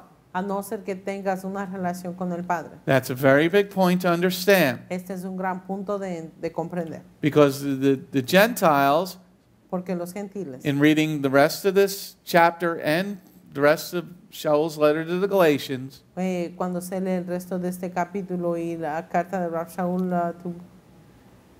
the rest of Galatians, o el resto del libro de Gálatas, de la carta, okay, think he's saying get rid of the law. creen que está diciendo él que que dejen la ley. Que How se can deshagan de la ley. you have a relationship with the Father without His commandment? ¿Cómo tú vas a poder tener una relación con el Padre si tú quitas los mandamientos? How can you be justified without His commandments? ¿Cómo vas a ser justificado sin sus mandamientos? Remember, He destroyed Sodom and Gomorrah because they followed their own evil hearts. Recuerda que él destruyó Sodoma y Gomorra porque siguieron sus corazones, sus deseos pecaminosos. Is everybody starting to see how we're getting a little deeper now? Están comenzando a mirar cómo nos estamos profundizando. Elizabeth, microphone please. I just want to say, Rabbi, that to make it more confused, these type of letters for the Hispanic community, the word that they use there, it refers to Torah, not to the legalistic, not to the tradition. It's legit when you translate the law that is saying there, it refers to Torah straight up. And this is why these people don't want to accept it, because they see it as something bad. Well, what does it say in the Spanish? Read it. It says lay. But does the What's word this law? justify, justicia, somewhere in there? Yeah. Justificado. Justificado. And the word law, when you translate it to our understanding, Messianic, it will be like the Torah. But people that read this like that in Spanish, they're not going to understand that it's the traditions and the legalistic that they were doing back then. That's not the Torah of God, you know. It's very confusing for us to Yeah, they use law as a Yeah. general word. There is not the explanation that there is Well, Talmud and Torah is the law. Sí, la Torah es la ley. But what they're missing is the word justified. Lo que les falta es la palabra justificado. Okay? Now, it's two schools of understanding. Hay 12 entendimientos aquí. You can do the law Tú puedes hacer la ley, and be blessed. seguir la ley y ser bendecido. But unless you want to do the law, Pero o sea, tiene que ser un deseo de ti de cumplir la ley. see, some people do the commandments because they have to, Hay gente que cumple los mandamientos porque tienen que hacerlo, not because they want to. no porque ellos desean hacerlo. That's what we're going to get into in chapter 3. En eso es que nos vamos a también vamos a aprender en el capítulo 3. You can do it out of fear of Jehovah the Father, Puedes hacerlo sin temor a Jehová el Padre, okay? But one should desire to please the Father. pero tienes que desear el complacer al Padre. That's what he's beginning to talk about here.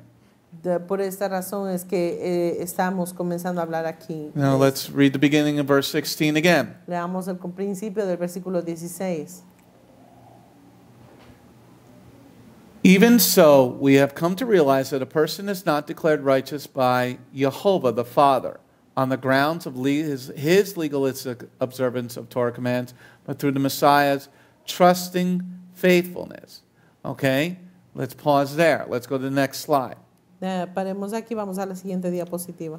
We're focusing in our translation on the legalistic observance of Torah commands. Nos estamos enfocando en la traducción de lo que es la observancia legalista de los mandatos de la Torah. And we know that there's a lot of Talmudic understanding in Yeshua's time. Y sabemos que hay mucho entendimiento talmúdico en el tiempo de Yeshua. Because in the Gospels we talk about the traditions of the elders, Porque en los evangelios estamos hablando acerca de las tradiciones de los ancianos, about washing the hands, acerca de lavarse las manos okay, washing the cup, and Yeshua says about these things. y acerca de lavar el utensilio, y Yeshua habla acerca de esto. So that's why the CJB, the Galatians letter, is so much better. Por eso es que la Biblia completa judía, cuando se trata de la carta de Gálatas, la traducción es mejor. Because when you read on the grounds of his legalistic observance of Torah commands, Porque cuando lees bajo la observación legalista de la Torah que manda, like how long your seat are supposed to be,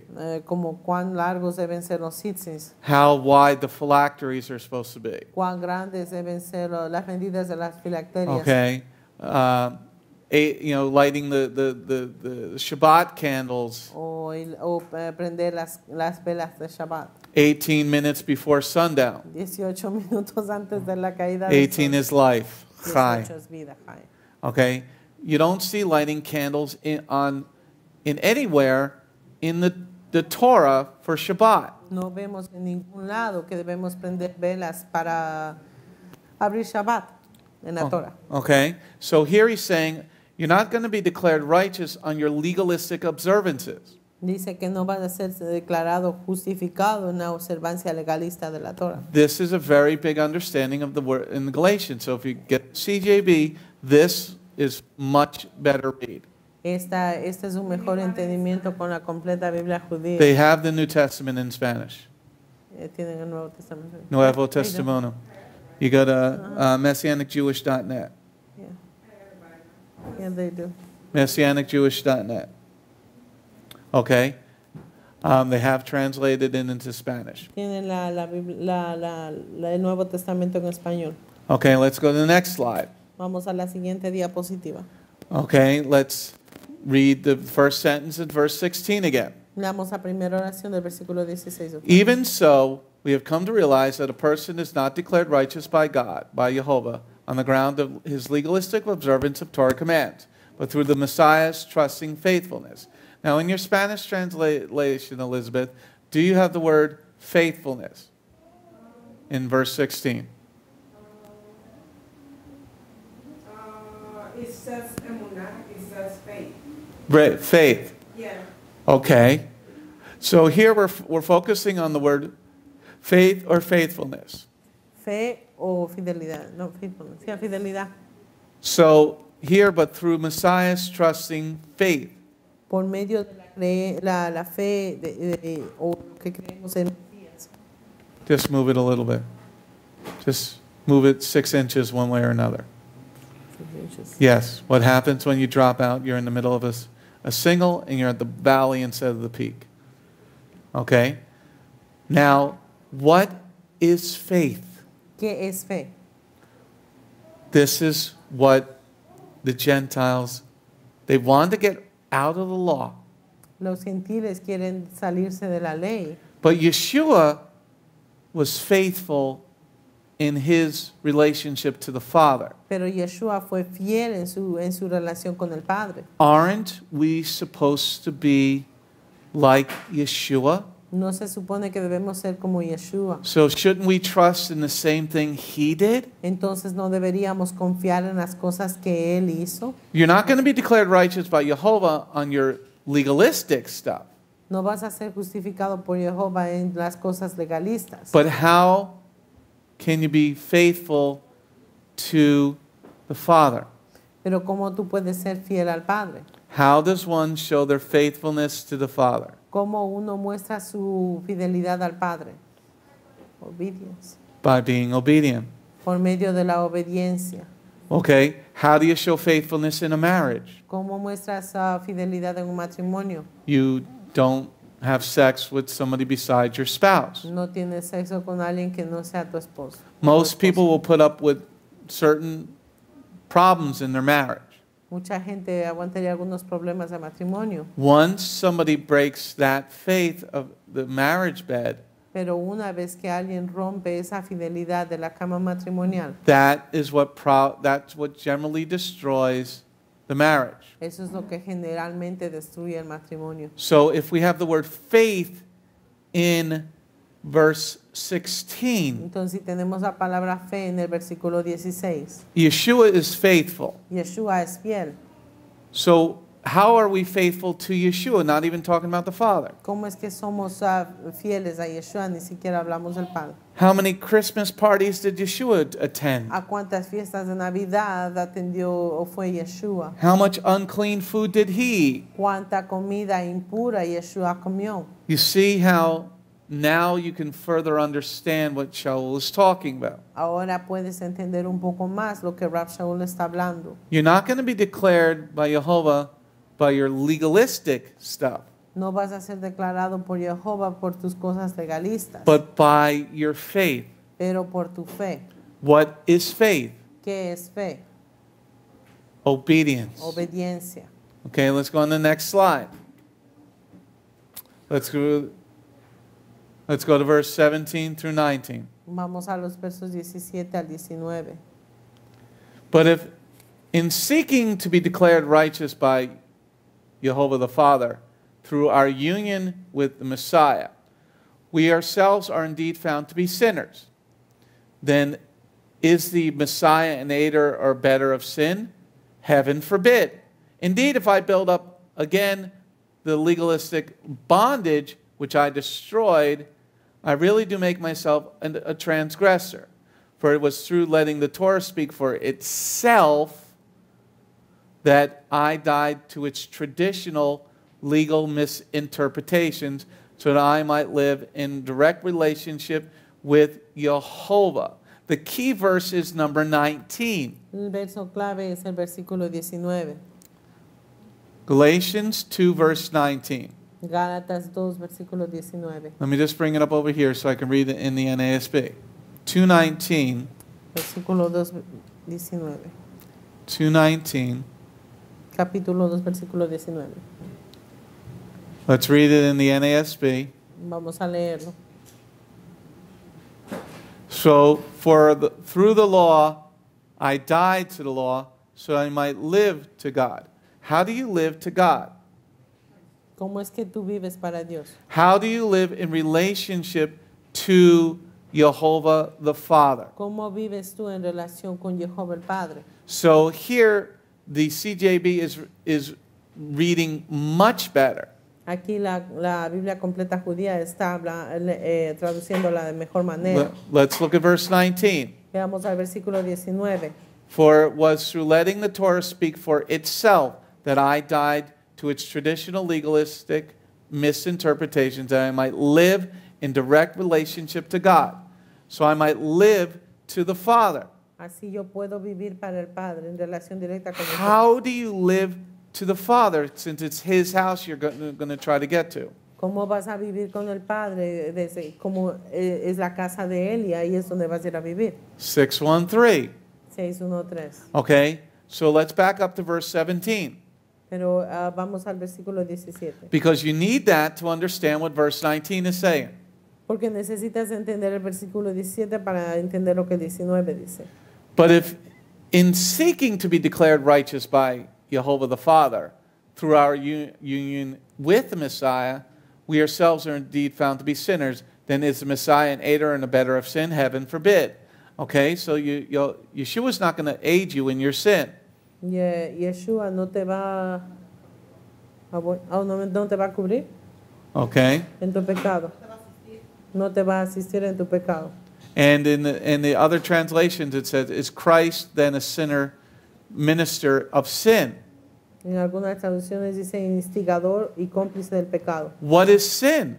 ¿Qué es pecado? If he's not going to minister to my sin, what is sin? Si él no va a ser cómplice o instigador del pecado, entonces ¿qué es pecado? So now we go back to the word righteous again in verse 17, or justified. Entonces vamos a la palabra justos o justificados en el versículo 17. How are you going to show evidence? This is G1344.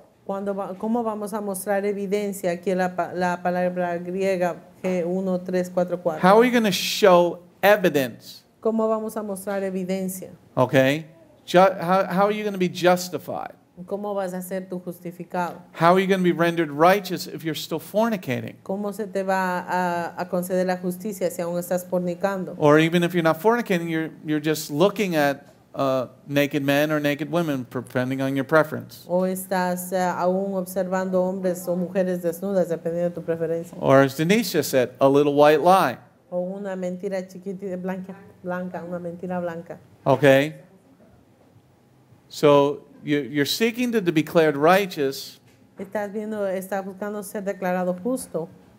What does it mean to be in union with Messiah? ¿Qué significa estar en unión con el Mesías? Okay, let's read verse 17 again. Leamos el versículo 17. Let's go on to the next slide. Vamos a la siguiente diapositiva. But if in seeking to be declared righteous by Jehovah through our union with the Messiah, we ourselves are indeed found to be sinners, then is Messiah an aider and abettor of sin? Heaven forbid. There's somebody stepping on a duck. Whee! I was like, what is that noise? Okay, so here in verse 17, aquí en el versículo 17, we have through our union with the Messiah. tenemos en nuestra unión con el Mesías. Okay, what does it mean to be in union with the Messiah? ¿Qué significa estar en unión con el Mesías? Okay, what is Sunday worship in union with the Messiah? ¿Es la adoración del domingo estar en unión con el Mesías? No, because that's another God. No, porque este es otro Dios. Hablamos de That's otro the Son God, the soul, the Son, not the Son of God. Este es el Dios Sol, no el Dios. Okay, now let's read it in the NASB. Ahora leámoslo en otra versión. But NASB. if while seeking to be justified in Christ, we ourselves have also been found sinners, is Christ then a minister of sin? May it never be. So you see the CJB is written much better. Vemos que la Biblia completa judía está traducido mejor. Because he goes into saying in union with the Messiah. Porque está hablando de la unión con el Mesías. Okay? How can you be justified if you're not in union with him? ¿Cómo tú puedes ser justificado si no estás en unión con él? Now, and then in the next part of the sentence, in 17, En la próxima parte de la oración, el versículo 16. then is Messiah an aider and abettor of sin? Heaven forbid. And in the NASB it says, is Christ then a minister of sin? En la NASB dice si es el Mesías ministro de pecado. So is he going to aid you to go rob a bank? I'll be the driver. Él va a ser cómplice de tu pecado de ir a robar un banco. Yeshua's going to say, I drive a mean chariot. Yeshua va a decir, what? Que manejes un automóvil. Is he going to aid you in your fornication? Te va a ayudar o a ser cómplice de tu infidelidad, fornicación. Is he going to help you steal, lie, or covet? Te va a ayudar él a robar, mentir o codiciar. So Messiah doesn't help us with this stuff. El Mesías no nos ayuda con esas cosas. Because he would never help you to do those evil things. Porque él nunca te ayudaría a hacer estas cosas malignas. Then we move on to verse 18. Entonces nos vamos al versículo 18. Indeed, if I build up again the legalistic bondage which I destroyed, I really do make myself a transgressor. Okay? So this sentence reads similar to the NASB. Esta oración se lee similar a lo que está en la versión NASB. For if I rebuild what I have once destroyed, I prove myself to be a transgressor. Okay? So here, let's stick with the CJB. Sigamos con la versión de la completa Biblia judía. If I build up again the legalistic bondage which I destroyed. Remember, he's a Pharisee. Recuerden que Shaul es un fariseo. He says in his other letters, I was the Pharisee of Pharisees. I was the strictest form of Pharisaical law. Él en una carta, él dice que él fue un fariseo de fariseos, que él era el más estricto en la ley. So here the Gentiles are reading this, and they're saying, if I rebuild what I destroyed, they don't understand what they're reading. What did he destroy? Aquí los gentiles cuando leen, porque si yo reedifico lo que en otro tiempo destruí, no entienden lo que están diciendo. He destroyed his Talmudic observances. Él destruyó sus observancias talmúdicas. Now, with that understanding, ahora con este entendimiento, then you go back to verse 17 and 18. Ahora vas de vuelta a los versículos 17 y 18. Now you can understand why Stern helped us understand what he was writing. Pues ahora vas a entender por qué el autor Stern nos trató de ayudar a entender lo que tenemos que entender. Because in verse 17 we declared righteous by Jehovah. Porque en el versículo 17 es si buscamos ser justificados, no. Que no somos justificados por Jehová. Okay. Then in verse 18, build up legalistic bondage. En el versículo 18 es la esclavitud del legalismo. Okay, so you now understand what he's talking about. Ahora entiendes lo que él está hablando. That's why when we started this study 4 weeks ago, por eso es que cuando comenzamos el estudio 4 semanas we went to the end of the chapter 6. Fuimos leímos primero el final del capítulo 6. Where he says we want a new creation. Donde dice que queremos una nueva creación. Because you can have all the legal ways of cutting a challah. Porque puedes tener todas las maneras legales de cómo cortar un challah. You can have all the legal ways of how to wash your hands. Puedes tener todas las leyes legales de cómo lavarte las manos. But if you don't have a relationship with Jehovah through His perfect word, pero porque si no tienes una relación con Jehová por medio de su palabra perfecta, you don't have anything. No vas a tener nada. Okay? So in verse 18, en el versículo 18, indeed, if I build up again the legalistic bondage which I destroyed, I really do make myself a transgressor. Okay? So what did he destroy? ¿Qué es lo que él destruyó? Okay, because it says destroyed in the other translation. Porque dice destruir en la otra traducción. Would God destroy His word? Destruiría Dios su palabra. Because then that would contradict Yeshua what he said in Matthew 5 verse 18. Porque ahí contradeciría lo que dice Yeshua en Mateo 5:18. And what is read each Shabbat. Y lo que es leído en cada Shabbat. Because even remember in Acts, Shaul was at the synagogue on Shabbat. Porque recuerda que Shaul estaba cada Shabbat en la sinagoga. And the people go, when can we hear this again? And he goes, next Próximo sábado. Y a Rav Shaul la gente le preguntaba, ¿cuándo escucharemos esto? Next He says Shabbat. next Shabbat. Él dice el próximo sábado. So Sábado. what then does he mean in verse 18? Entonces, lo que quiere decir él en el versículo 18, What did he destroy? ¿qué es lo que él destruyó? His Talmudic understanding. Su entendimiento talmúdico. Okay? Because how do you get, let's read verse 18 and 19 now. Leamos ahora los versículos 18 y 19. Indeed, if I build up again the legalistic bondage which I destroyed, I really do make myself a transgressor. For it was through letting the Torah speak for itself that I died to traditional legalistic misinterpretation, that I might live in direct relationship with Jehovah. Okay? Verse 19 is much more in depth in the CJB than it is in other translations. El versículo 19 es mucho más profundo en entendimiento en la completa Biblia judía que en otras traducciones. But it is proper in the CJB. Pero es apropiado en la completa Biblia judía. Because once you understand what he's talking about with destroying something, he's not going to destroy Torah. Porque una vez que entiendes qué es lo que él destruyó, no vas a entender que él destruyó la Torah. Because Torah is the foundation of the world. Porque la Torah es la fundación, el fundamento del mundo. So here, verse 19, Aquí en el versículo 19. for it was through letting the Torah speak for itself that I died to its traditional, legalistic misinterpretations, so I might live in direct relationship to God. How do you live in direct relationship to God, to the Father? ¿Cómo tú vives en relación directa con Dios? You follow His commandments. Tú sigues sus mandamientos. And Yeshua says, not one jot or tittle will be missing from the law until heaven and earth pass away. Yeshua dice, ninguna jota o coma va a perderse de la palabra hasta que el cielo y la tierra You desaparezcan. see how Yeshua is saying, keep the Torah. ¿Ves aquí como Rav Shaul está diciendo, observa o guarda la Torah? Let's go to the next slide. Vamos a la siguiente diapositiva. We're going to finish chapter 2 this week, unless Lisbeth, are you okay there, Elizabeth? Lisbeth, Black Moth. Okay.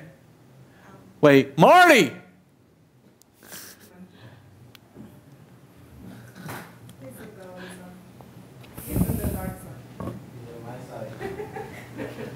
Oh, Marty. Okay, Elizabeth.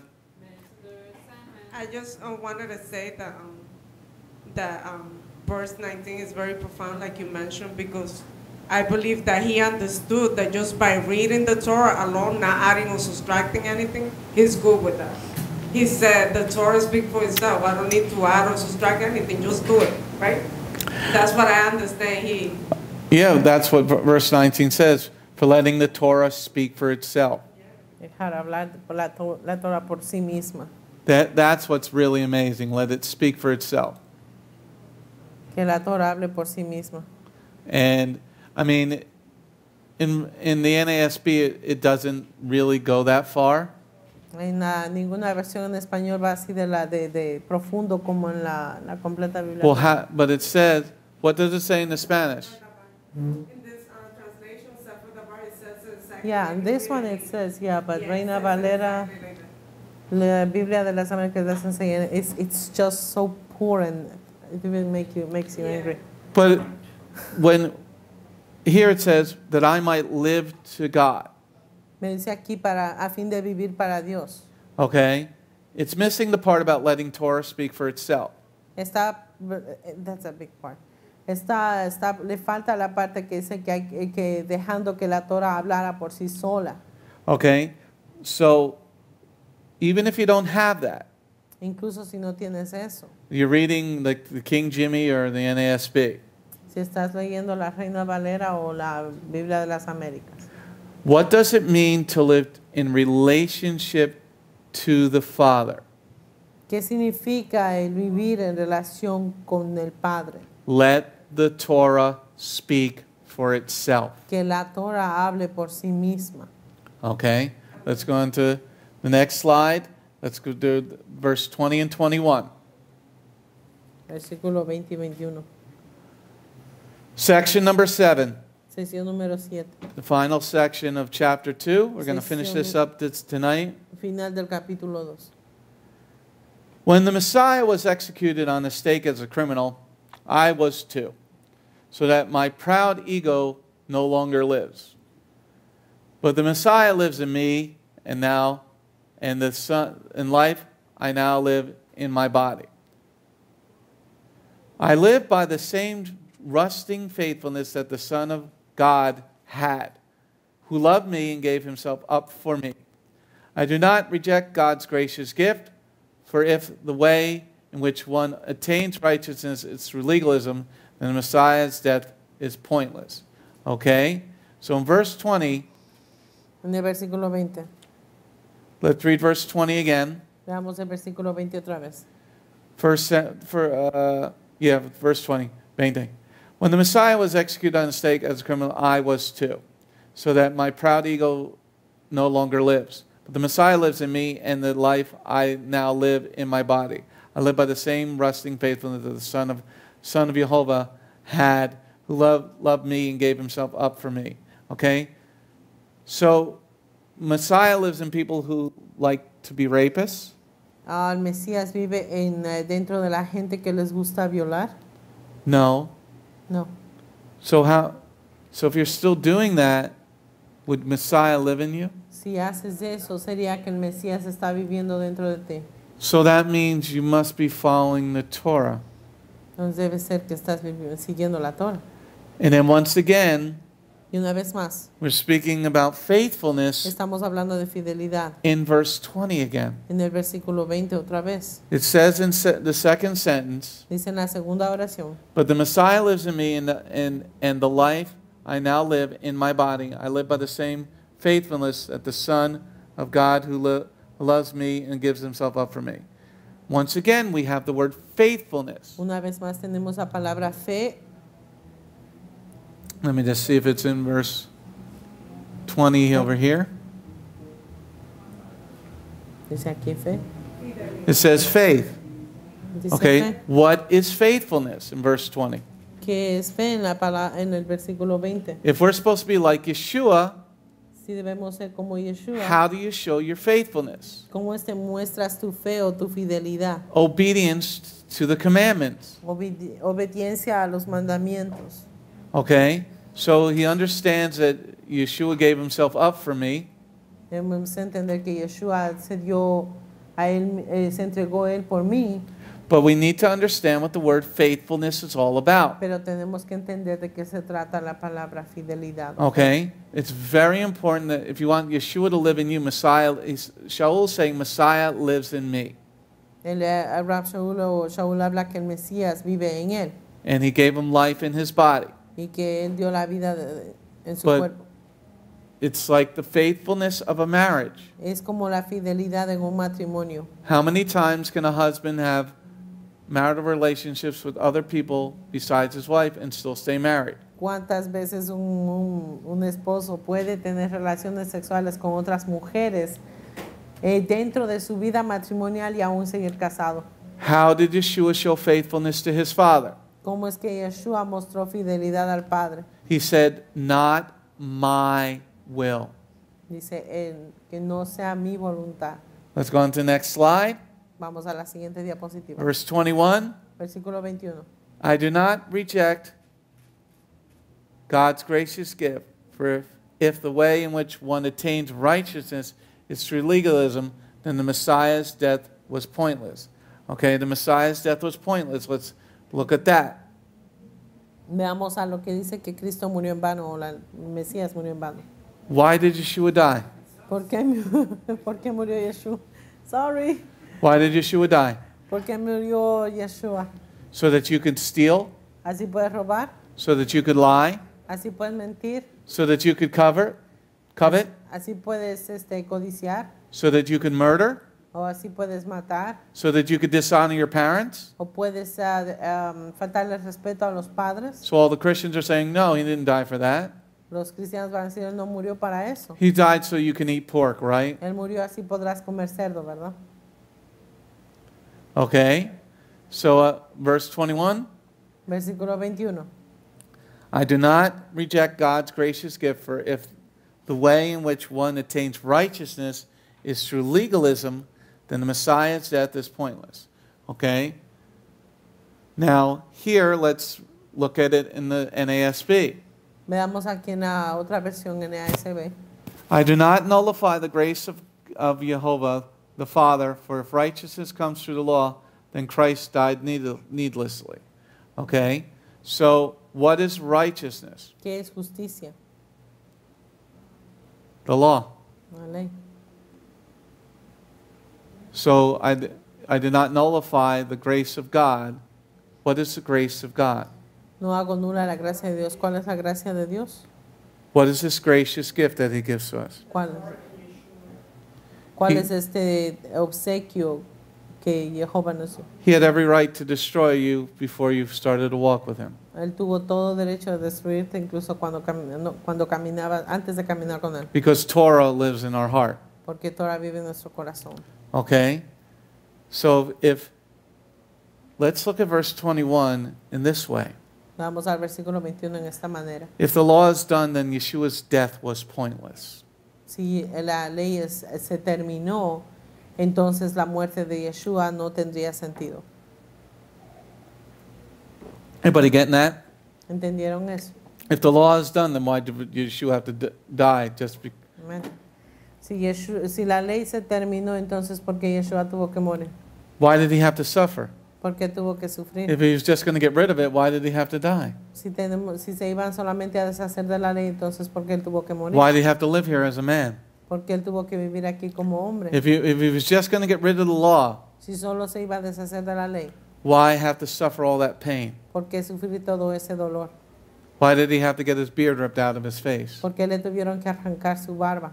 Why did He have to get beaten by Gentile Roman soldiers? ¿Por qué tuvo que ser golpeado por estos goim romanos? To just cry like a baby? Para llorar como un bebé. Then His death would be pointless. Entonces su muerte no tendría sentido, no valdría la pena. All right, any questions in house here? Algunas preguntas en la casa. You guys need the microphone. If Judge Shaul would have started all his conversation with that, we would have been reading none of this. I'll wait till you get to chapter 3.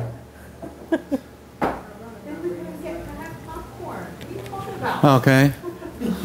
But in a way, I think that this situation prior to what these last verses are here is because we have to learn. We learn through experiences, so we see the mistakes that they made, and then we are even more responsible when we're reading this, that we shouldn't do the mistakes or commit the same mistakes that he's doing or he did about speaking about the leadership, because it clearly says in Torah. You know, that's why Miriam and Aaron got scolded by God, and Miriam got leprosy because they were going against the leadership. They were just talking about their brother. And here we're confirming that that law is still there, that Rav Shaul shouldn't have done that. But that's why we have all this information, so we don't have to do it. But at the same time, we are being even more responsible because we're having extra information. Amen. Lisbeth?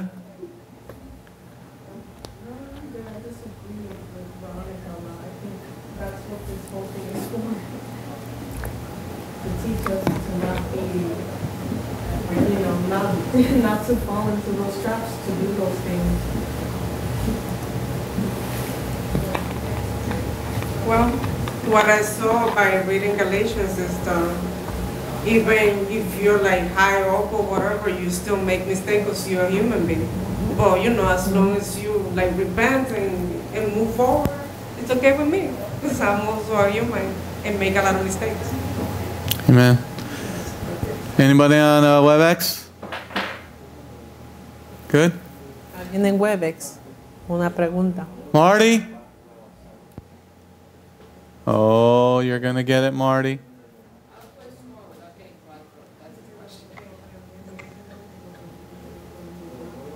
All right, let's...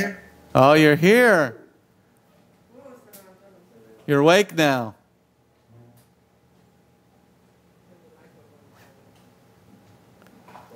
All right, let's close in prayer. Thank you, Lord, for your blessings today. Thank you, Lord, for this incredible study. Let us walk in your footsteps, Yeshua, so your crucifixion, all the pain you suffered for us, be not in vain. Let us be faithful. Just like you were faithful to the Father, let us be faithful to the Father in the same way. In your name, Yeshua. Amen. Shalom. This is Messianic Rabbi Andrew Dinnerman. I would personally like to thank you for tuning in to the Remnant's Call each and every week.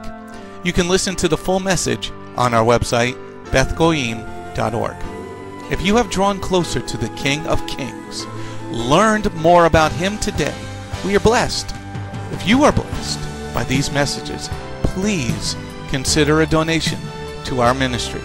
You can go to our website, bethgoyim.org. That's BETHGOYIM.org, and click on the donate button. You do not have to have a PayPal account to donate. All you need is a debit card. Once again, thank you very much for listening to The Remnant's Call.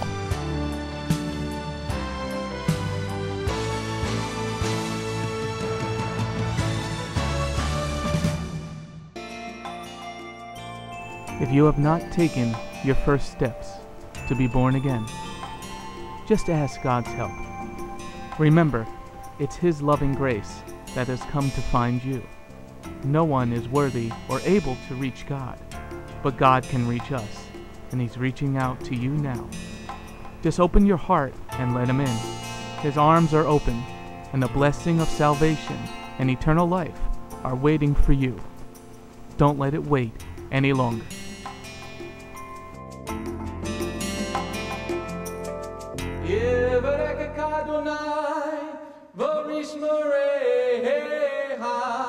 Ya Adonai, panavoleka, vikuneka, Yisa Adonai, panavoleka, vayasem laka, shalom.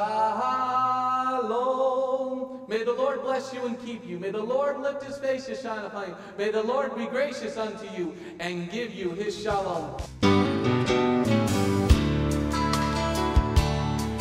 Shalom. My name is Messianic Rabbi Andrew Dinnerman, and I invite you to come to visit our congregation. If you are in the tri-state area, come out and visit with us on Shabbat. We are a congregation of Jews and Gentiles, living as one in the Messiah Yeshua. Bgmc is a place of true worship. The focus never wanders from the Hebraic roots of our faith. Beth Goyim is rooted in the Word of God from Bereshit through to the book of Revelation. Messiah's strong words against man-made tradition are carefully recorded in Matthew 7.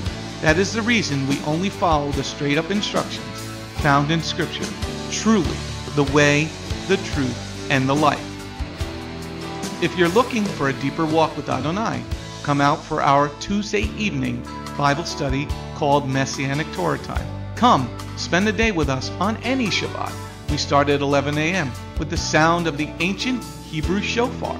Next, we offer our King praise and worship in English, Hebrew, and Spanish. After worship, we review the headlines in the previous week's news from around the globe, especially news from the Holy Land, Israel. We don't just list the news headlines as current events, but we comb through the scriptures, searching for clues to understand what they mean and then to help pinpoint prophetically our current position on Adonai's clock. After digesting all that modern information, we leave the world behind as we journey with our Adonai deep into His eternal Word, not with just one or two scriptures, but usually 7 or more scriptures. The spiritual nourishment and the richness of His kingdom become accessible to the ones who share this special time and seek them out. The day does not end there. Because Shabbat is so special to Him, there is always so much more. that our King desires to share. So instead of separating and leaving, we stay together as a family for potluck lunch and an afternoon study of our King's Word. We close the Shabbat together with the reading of the new week's parashah. That's the Torah portion. Even after those blessings, many of us just can't get enough. So the members bring prepared homemade foods to share while we all enjoy an uplifting movie together. If all that information is not quite enough, you can check out our website where you will find over 200 video teachings and biblical holy day studies. Under Messianic Torah Time, the Hebrew Roots button, you'll discover free studies on many different topics, including PowerPoint slide presentations. If Beth Goyim sounds like a place you'd love to visit, but you live outside the tri-state area, there is still a way to connect with us. We stream live on the internet on Tuesday, Thursday, and Shabbat. The website is www.bethgoyim.org. That's BETHGOYIM.org. Our phone number is 973-338-7800 or 978-2-YESHUA. That's 978, the number 2, Yeshua. Shalom.